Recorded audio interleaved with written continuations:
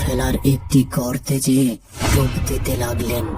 দেখে মনে হচ্ছিল যে তিনি নিজ ইচ্ছায় এইসব করছেন।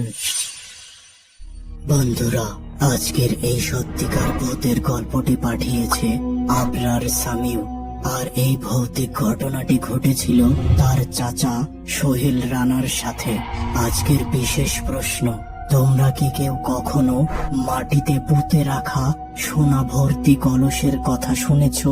আর তোমাদের এলাকায় কেউ কি এমন কলস পেয়েছে?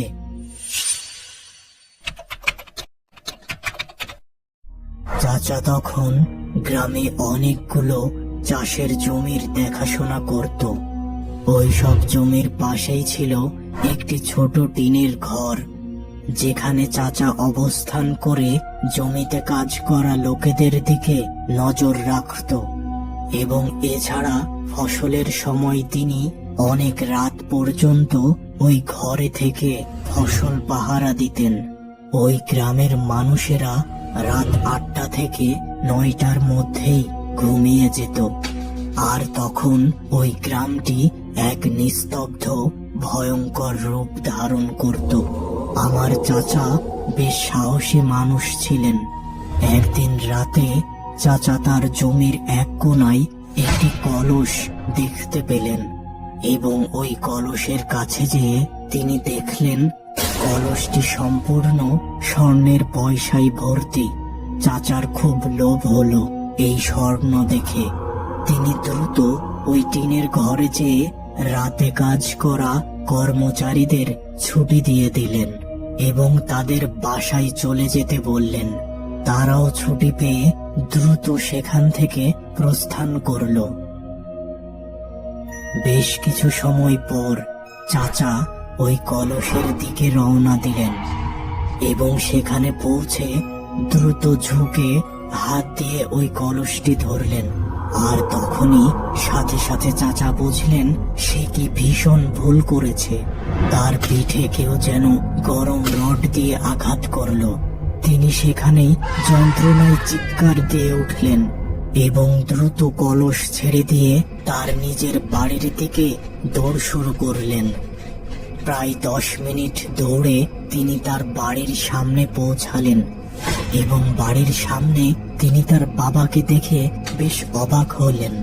এত রাতে তার বাবা এখানে কি করছে?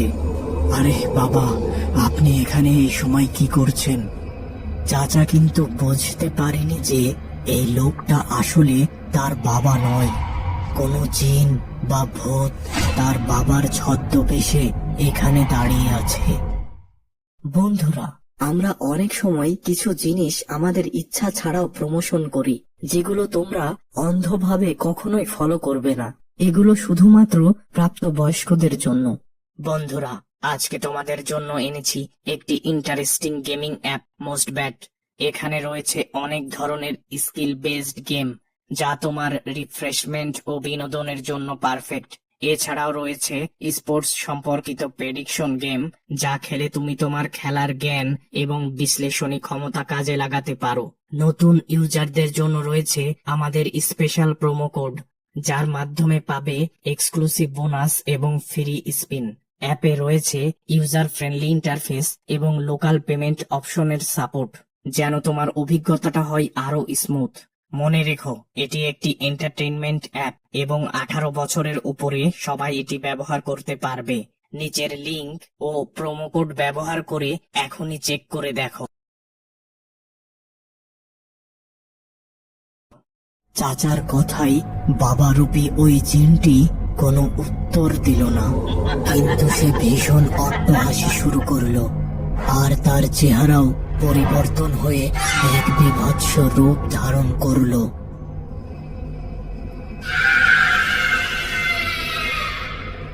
এই দৃশ্য দেখে চাচা আবার দৌড় শুরু করলেন এবং দৌড়াতে দৌড়াতে আবার ওই সেই স্বর্ণ ভর্তি কলসের কাছে চলে আসলেন এবং তার উপর শুরু হলো অকথ্য নির্যাতন।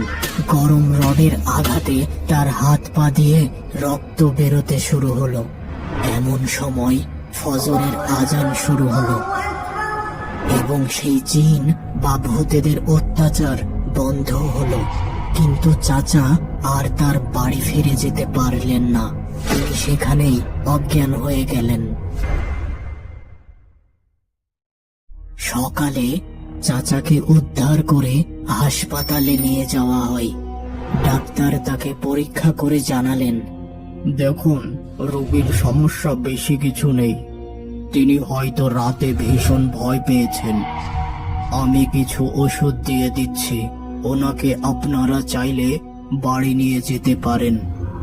3-4 দিন বেড রেস্ট নিলেই তিনি সুস্থ হয়ে যাবেন। এবার চাচাকে তার বাসায় নিয়ে আসা হলো এবং তাকে তার বিছানায় শুইয়ে দেওয়া হলো। ওই সময় চাচার ছোট বাচ্চা বিছানার উপর খেলা খেলছিল। কিছু সময় পর চাচার জ্ঞান ফিরল, কিন্তু একি তার চোখ দুটো ভীষণ লাল এবং সে দ্রুত বিছানায় উঠে বসলো আর তার সামনে থাকা নিজের বাচ্চাটির গলা চেপে ধরল। বাচ্চার কান্না শুনে তার মা দ্রুত ঘরে ঢুকে এই দৃশ্য দেখে চিৎকার দিয়ে উঠলেন। এবার দ্রুত চাচার বাবা এসে বাচ্চাটিকে উদ্ধার করলেন এবং তার বৌমা ও নাতিটিকে পাশের ঘরে দরজা আটকে রাখলেন। এবার চাচা বাড়ির পাশের গরুর কবর ফেলার একটি গর্তে যেয়ে ডুব দিতে লাগলেন। দেখে মনে হচ্ছিল যে তিনি নিজ ইচ্ছায় এইসব করছেন, কিন্তু আসলে কোনো এক অদৃশ্য শক্তি তাকে এসব করতে বাধ্য করছে। কিছুক্ষণ পর তিনি আবার সেখানে জ্ঞান হারালেন। এবার চাচার বাবা গ্রামের মসজিদের একজন হুজুরকে নিয়ে আসলেন। তিনি সমস্ত কিছু শুনে ও বুঝে বললেন, এই কাজ দুষ্ট জিনেদের। তারা মানুষকে নানা প্রকার লোভ দেখিয়ে বিপদে ফেলে। এবার হুজুর কিছু দোয়া পাঠ করে অজ্ঞান হয়ে পড়ে থাকা চাচার দিকে ফু দিলেন। সাথে সাথে চাচা সেখানে উঠে দাঁড়ালেন। তখনও চাচার চোখ দুটি লাল হয়েছিল। তুই কি চাস? ওকে কেন এত কষ্ট দিচ্ছিস? এখনই ওর শরীর থেকে চলে যা। না, আমি ওকে ছাড়বো না। ভালোভাবে তুই যদি ওকে না ছাড়িস তো আমার অন্য পথও জানা আছে, এতে তোর ভালো হবে না। হ্যাঁ, আমি ছাড়বো ওকে, কিন্তু একটি শর্ত আছে। কি শর্ত?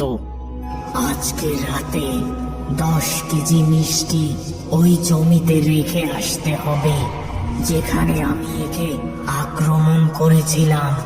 ঠিক আছে, তাই হবে।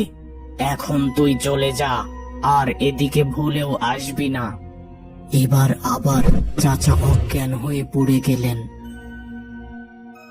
প্রায় 2 ঘন্টা পরে তার জ্ঞান ফিরেছিল এবং তিনি তখন গত রাতের সমস্ত ভৌতিক ব্যাপার সবাইকে জানালেন। ওই দিন রাতেই সেই জমিতে জিনের কথা মতো 10 কেজি মিষ্টি রেখে আসা হয়েছিল এবং পরদিন সকালে ওই জমিতে যেয়ে শুধুমাত্র খালি মিষ্টির প্যাকেট পাওয়া গিয়েছিল, কোনো মিষ্টি ছিল না। এর কিছুদিন পরই চাচা সম্পূর্ণ সুস্থ হয়ে যান এবং পরবর্তী জীবনে তাকে ওই জিনটি আর কোনো প্রকার সমস্যা করেনি।